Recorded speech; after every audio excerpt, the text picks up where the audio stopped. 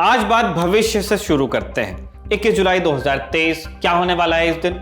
Christopher Nolan की film जिसका दर्शकों को बेसब्री से इंतजार है रिलीज होने वाली है। फिल्म का नाम है ओपनहाइमर। फिल्म की कहानी बेस्ड है रॉबर्ट जे ओपनहाइमर पर, परमाणु शक्ति के जनक जिन्हें मैनहट्टन प्रोजेक्ट के तहत दुनिया का पहला न्यूक्लियर परीक्षण करने का मौका मिला था, उन्होंने किया था। 16 जुलाई 1945 को लॉस अलमोस में पहला परमाणु बम का परीक्षण हुआ और 1 महीने से भी कम के अंतराल में यूएस ने हिरोशिमा और नागासाकी पर बम गिराकर जापान को घुटनों पर ला दिया।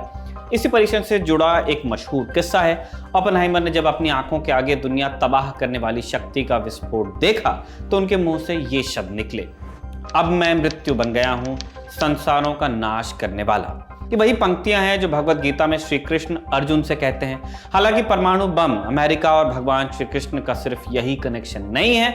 आज आपको सुनाएंगे एक ऐसा किस्सा जब परमाणु भंडार के लिए अमेरिका ने भारत के एक राज्य पर अपनी नजरें जमा ली और ये परमाणु भंडार भगवान विष्णु के आधिपत्य में आता था। क्या थी पूरी कहानी, चलिए जानते हैं। नमस्कार, मेरा नाम है निखिल और आप देख रहे हैं भारत के ऐतिहासिक किस्सों कहानियों से जुड़ा हमारा रोजाना का कार्यक्रम तारीख।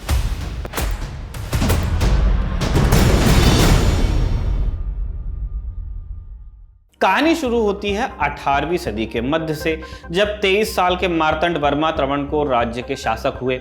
उन्होंने सामंतों की ताकत छीनकर अपने राज्य को मजबूत बनाया और इस दौरान डच आक्रमण से भी अपने राज्य को बचाने में सफल रहे। लोगों को एक करने के लिए उन्होंने श्री अनंत पद्मनाभ स्वामी मंदिर का जीर्णोद्धार करवाया और अपना राज्य भगवान पद्मनाभ स्वामी को सौंप भी दिया। उन्होंने प्रण लिया कि वो और उनकी पीढ़ियां भगवान पद्मनाभ स्वामी के वसाल के रूप में राज्य की देखरेख करेंगे। मतलब कुछ अरेंजमेंट इस तरह का था कि अब हम भगवान के मातहत रह के इस राज्य का ध्यान रखेंगे। तो इसके बाद जितने भी राजा हुए उनके नाम के आगे पद्मनाभ दास लगाया जाता रहा। इसी प्रकार शाही परिवार की महिलाओं को श्री पद्मनाभ सेविनी कहा गया। इसी कड़ी में साल 1924 में बलराम वर्मा त्रावणकोर के आखिरी महाराजा बने। साल 1945 में यह छोटा सा राज्य इंटरनेशनल पॉलिटिक्स के सेंटर में आ गया। इसका कारण था यहाँ मौजूद मोनाजाइट के भंडार जो नागरकोइल और कोल्लम के बीच के नीचे दबे थे। बीच कौन से? समंदर के किनारे वाले बीच। इन भंडारों की खोज एक जर्मन केमिस्ट शॉम्बर्ग ने 1908 में की थी। शुरुआत में मोनाजाइट का उपयोग गैस से ऊर्जा पैदा करने के लिए किया जाता था और ब्रिटिश हुकूमत पूरे पश्चिमी यूरोप और उत्तरी अमेरिका में मोनाजाइट का निर्यात करते थे। फिर द्वितीय विश्व युद्ध शुरू हुआ और इस दौरान अमेरिका ने परमाणु हथियार बनाए। ब्रिटिश सरकार को तब मोनाजाइट की अहमियत का एहसास हुआ। मोनाजाइट से थोरियम निकालकर उससे यूरेनियम बनाया जा सकता था। यह एहसास सिर्फ अंग्रेजी हुकूमत को नहीं हुआ था, त्रावणकोर को भी लगने लगा था कि थोरियम के चलते उनके राज्य का कद एकदम से बढ़ने वाला है। त्रावणकोर के दीवान का नाम था सीपी रामास्वामी। नागासाकी पर हमले के चंद दिनों बाद ही उन्होंने महाराजा बलराम वर्मा के नाम एक खत लिखा।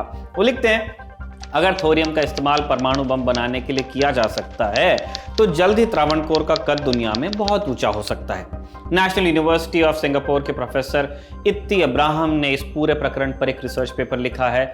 नाम है उसका rare earths Travancore in the annals of the cold war. Professor Abraham लिखते हैं कि द्वितीय विश्व युद्ध खत्म होते ही पूरी दुनिया में इन हथियारों की होड़ शुरू हो गई। अमेरिका किसी भी हाल में दुनिया की तमाम न्यूक्लियर सप्लाई पर कब्जा करना चाहता था। इसलिए 1946 में उन्होंने गुप्त तरीके से त्रावणकोर से मोल भाव करना कर दिया शुरू। यूएस ये चाहता था कि यह टेक्नोलॉजी कोई भी हासिल करे वो भविष्य बताएगा, लेकिन रॉ मटेरियल पे हम अभी से काबिज होकर बैठ जाएं, इसलिए उन्होंने त्रावणकोर से बात शुरू की। हालांकि इस समय तक ये भी तय हो गया था कि ब्रिटिश जल्द भारत छोड़ देंगे। ऐसे में अगर त्रावणकोर भारत का हिस्सा बन जाता तो उससे नेगोशिएट करना मुश्किल हो सकता था। प्रोफेसर अब्राहम के अनुसार अमेरिका का मानना था कि थाईलैंड और बेल्जियम की तरह छोटा होने के बावजूद त्रावणकोर भी अलग राष्ट्र बन सकता है और तब उसके मोनाजाइट भंडार पर एकाधिकार करना इजी होगा। अमेरिका के साथ साथ ब्रिटेन भी इसी फिराक में था। ठीक इसी समय भारत की भी परमाणु रिसर्च की शुरुआत हो गई थी। डॉक्टर होमी जहांगीर भाभा शुरुआत में यूरेनियम का भंडार इस्तेमाल करने की सोच रहे थे, लेकिन जब पता लगा कि थोरियम इस काम में इस्तेमाल में लाया जाता है, उन्होंने त्रावणकोर के मोनाजाइट भंडार की ओर ध्यान देना शुरू किया। अप्रैल 1946 में council of scientific and industrial research CSIR ने घोषणा की कि वो त्रावणकोर के मोनाजाइट भंडार का सर्वे करवाएगा। इस घोषणा पर त्रावणकोर की तीखी प्रतिक्रिया आ गई। प्रोफेसर अब्राहम लिखते हैं कि त्रावणकोर इस मुद्दे के बहाने भारत से विलय की सूरत में अपने लिए ज्यादा अधिकार हासिल करने की तरफ देख रहा था, इसलिए उन्होंने अंतरिम सरकार को आश्वासन देते हुए कहा कि वो मोनाजाइट के निर्यात पर बैन लगा रहे हैं।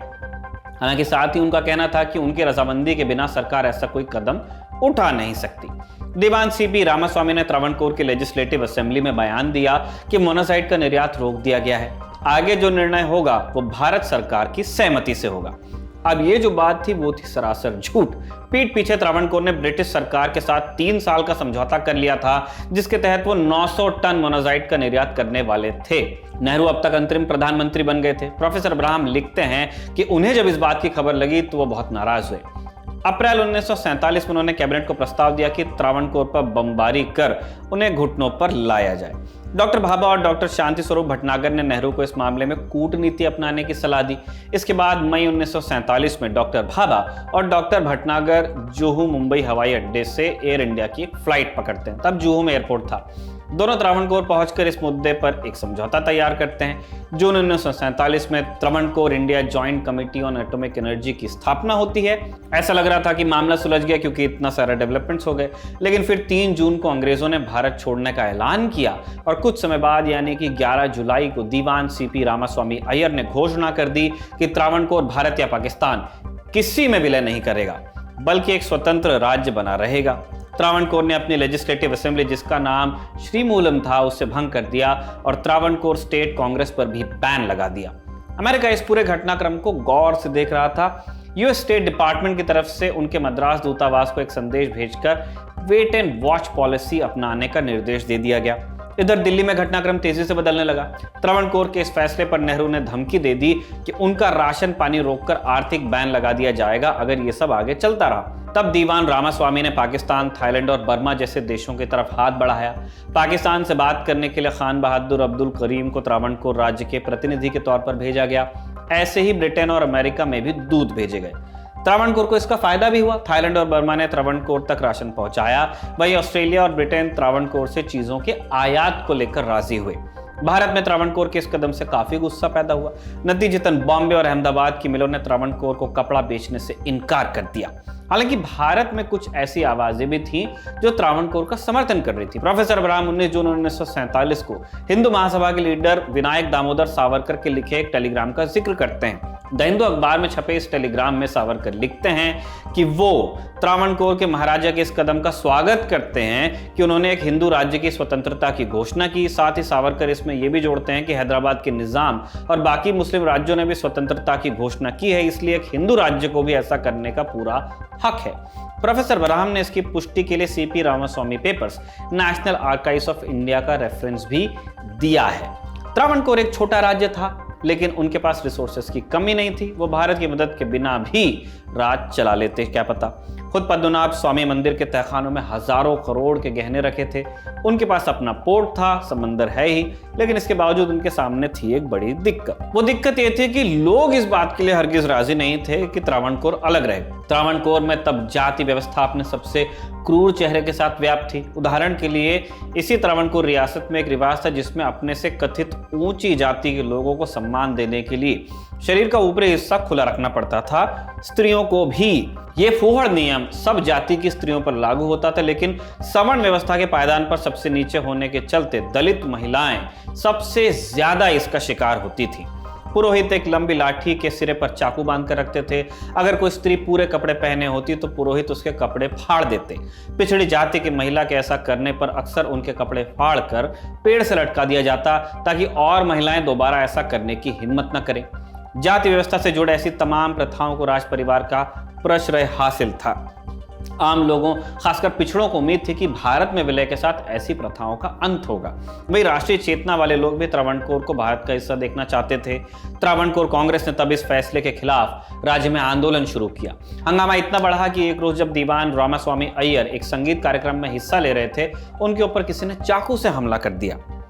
दीवान की जान बच गई, लेकिन महाराजा बलराम वर्मा को समझ आ गया कि जनता के विद्रोह के सामने उनकी शायद चलेगी नहीं। अब अगले दिन उन्होंने भारत सरकार से बात की और 30 जुलाई 1947 को त्रावणकोर ने भारत में विलय की आधिकारिक घोषणा की।